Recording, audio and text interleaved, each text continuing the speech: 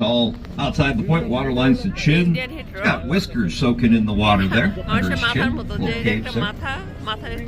Midway up, large rock outcroppings and nose. Halfway between his nose and chin.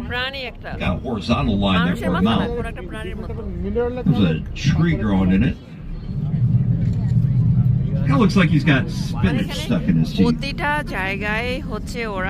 got the jawline coming out of the water, some shadow line up through the ear. Tree growing on top of the ear there too. And the hair flowing out the back.